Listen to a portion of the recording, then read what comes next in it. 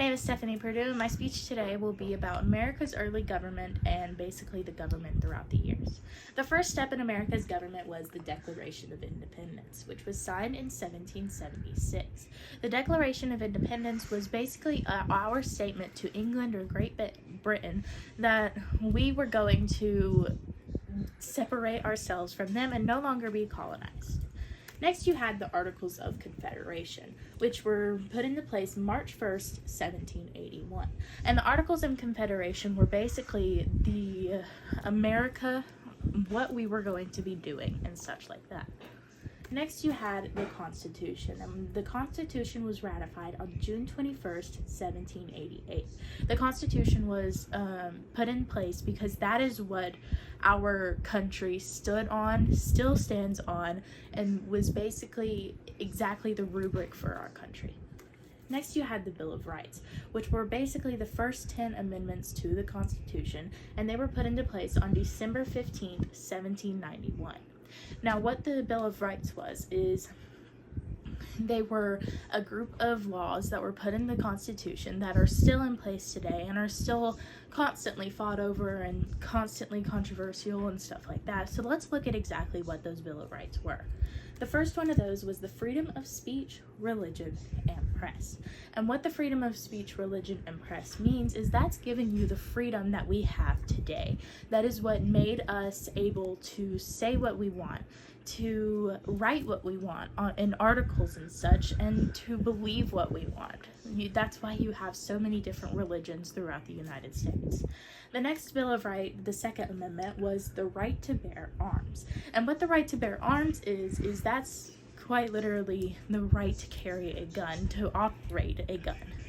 Next, you had the housing of soldiers. And what the housing of soldiers is that's providing housing for all soldiers, all people who work for the military.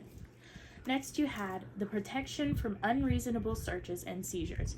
And what those are is that's whenever a police has to have a warrant in order to search your house. They have to file a warrant. That warrant has to be passed by a judge because they don't want people going into people's property for no reason unless it's actually important. Next, you had the protection of rights to life, liberty, and property. And what that is it's protection of your life, who you are, your liberty, and your right to live, and all of the things that you own. Nobody can just take those without proper authority. And that next, you had the rights of accused persons in criminal cases. And what that is it basically gives you a trial by jury. You have to be able to have a trial by jury. You have all sorts of different things that you have all sorts of different rights and stuff that they'll read to you whenever you're being arrested and such. And that amendment is what gave you that right, that possibility. Next, you had the rights in civil cases, which is similar to the amendment before about the rights in criminal cases. However, civil cases and criminal cases are different because civil cases you have stuff like suing and stuff like that. However, criminal cases are more crimes being committed and such. Next, you had excessive bail, fines, and punishments forbidden. And what this is whenever you go to jail, you have a bail that you can get out on because as long as your crime wasn't too bad. So this basically prevents the bail and fines and such being too excessive. Next, you had the other rights kept by the people. And this is what our country is based on today. This is the freedom of our country being governed by the people and for the people. Next, you had undelegated powers kept by the states and the people.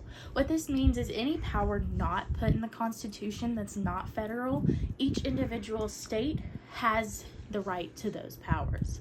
And that's what the states and the people have the right to. Next was, after the Bill of Rights, was our government today.